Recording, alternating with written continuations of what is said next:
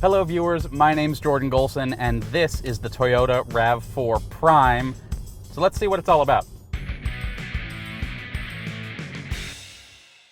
The Toyota RAV4 Prime is a plug-in hybrid. It means it has a big electric battery and a gasoline motor, and between the two, gets terrific fuel economy. If you only use the gasoline engine, it gets 38 miles per gallon combined, but you also get a 40-mile all-electric range. So if you drive less than 40 miles a day, you can run electric all the time. And because it has such a big battery, you can get a $7,500 federal tax credit, which on this model starts at $49,000 and a little bit, gets it down into the $42,000 range. And if you live in a state with another tax credit, Colorado, California, Oregon, there's a whole bunch of them that offer EV tax credits, you can save even more, drives the price down even further. Now, it's interesting, this car is in such high demand here in California that they're putting huge market adjustments on it, which basically means they're raising the price. I've seen RAV4 Primes with $20,000 and $30,000 market adjustments, which is insane because you can just go buy a Tesla or something at that point. But this is a pretty cool car, so let's get into it a little bit. The Prius Prime came out first, and that was the plug-in hybrid Toyota Prius. 25 miles per gallon all electric, something like that. People really like it. My main complaint about it is that it was a bit slow. It wasn't exciting.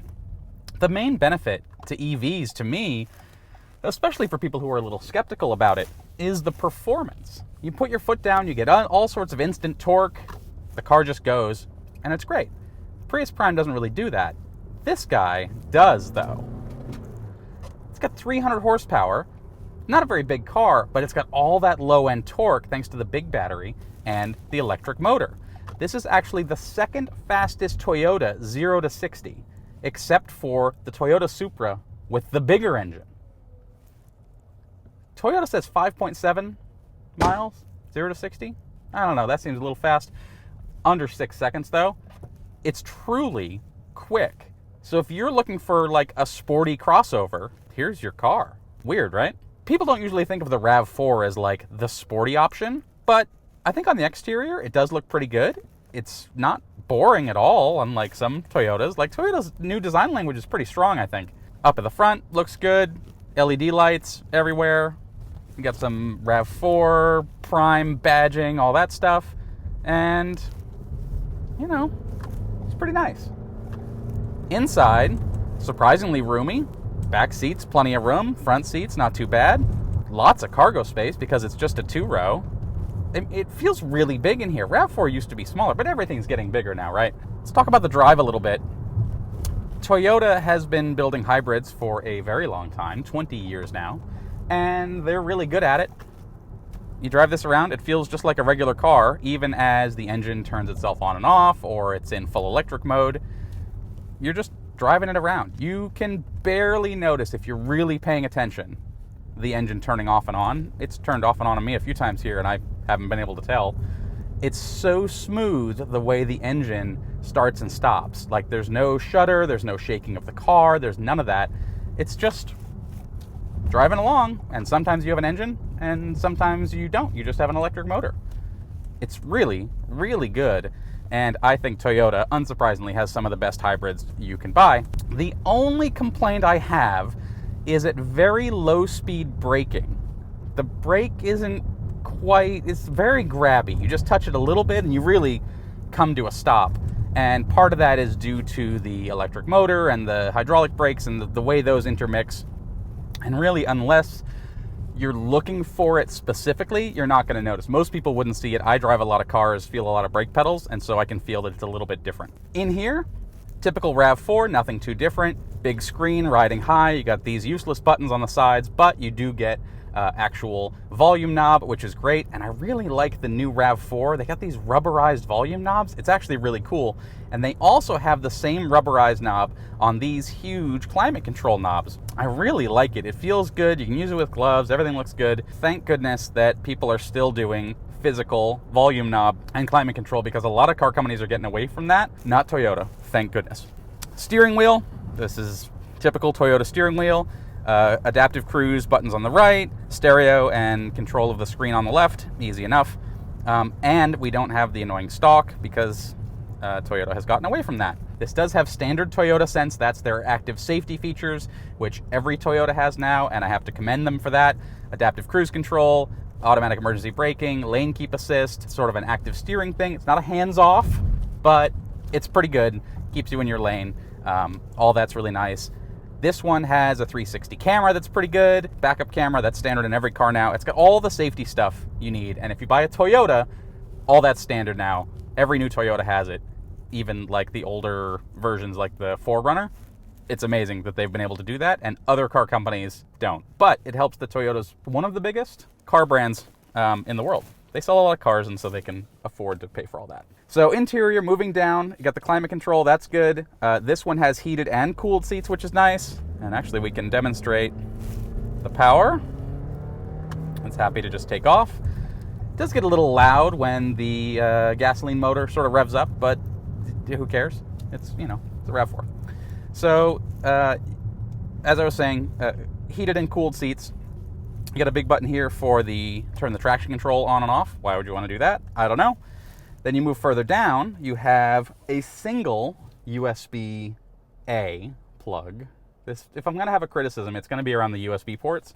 A single USB plug at this point, Toyota, come on, you can put more in. I just reviewed a Jeep Grand Cherokee L that had 4 USB ports up front, 2 USB-A, 2 USB-C, and a 12-volt plug. This has got a 12-volt and a USB plug. It does have a wireless charger for your phone. It does not have wireless CarPlay.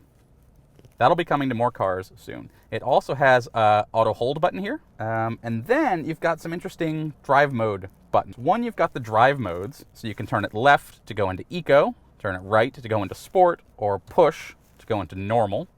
And it adjusts throttle mapping and things like that, shift points to try and get you to be more sporty or more eco, whatever. Then you've got buttons here. The left one toggles between EV and hybrid mode, and so you can lock it into EV only if you want to drain the battery as much as you can, or you can put it into hybrid, HV, and what that does is it will automatically turn on the gasoline engine when it's more efficient. So if you're on the highway going 65 miles an hour, it'll turn on the gasoline engine because that is when it's at its most optimal state. There's also this button, which is charge hold. And what that'll do is if for some reason you want to keep the battery charged up and not use it at all, basically force the gasoline engine to run at all times, you can do that too. As with Toyota, this screen is not great. It looks fine. Plug your phone in and you get CarPlay, and it's a lot better because the nav is not great. Stereo, fine. It's acceptable. In here, you do have some other cool stuff that's not technology related. You got a little storage bin over here on the left. You got another storage bin here on the right, underneath or above, I should say, the glove box underneath the airbags. I really like that. I love clever storage in places that are typically kind of wasted. 2 cup holders here, more cup holders in the doors, and you got a big bin down here, which does have a couple USB ports. This is the XSE version, and it's the highest one, and that means it's got all the stuff. And so you've got rear seats, heated rear seats, stuff like that. Huge panoramic sunroof that I really like, and it's got some cargo bars on the top that actually make it look kind of cool on the outside. It's a typical RAV4. So why would you buy it? Well, if you're not ready to make the jump to electric cars, you get a 40-mile range, which is pretty solid. You could drive all day, you know, and that's to the school, to grocery store, to work, to whatever. For a lot of people, that 40-mile range is going to cover all their day-to-day driving, especially if you can charge at work. This has level 2 charging because it's got a big battery, so you can plug into one of those charge point or whatever charging stations and fill it up. You can also drive totally normally. Just put gasoline in, which is great if you have maybe one person in the couple who's excited about EVs and one person who is not and just wants to use gasoline and doesn't want to adopt anything new. You can just drive this regularly. Or if you have someone who's just not comfortable with the idea of an electric car and doesn't want to learn about charging and all that stuff, this is a good way to get into that lifestyle. I used to own a Chevy Volt, which got about a 50-mile range. That was one of the longest range plug-in hybrids, and I loved it. In a year and a half-ish, put 17,000 miles on it, and I think 15,000 of those were all electric because it tracks it. It's pretty cool. So I'm a big proponent of plug-in hybrids. I really like them. I think it's a great way to get people into the EV world. I know a lot of people, especially on YouTube, are really all into EVs and are like, why are we still selling gasoline cars? Well, a lot of people aren't quite on board yet, but plug-in hybrids like this that are so much fun to drive because it's got all that extra power really show what an EV can do. It looks like any other RAV4. Aside from the fact that it's got a fuel filler on one side and an electric filler on the other, and it says Prime and plug-in hybrid on it, you'd never know that this was anything different than any other RAV4.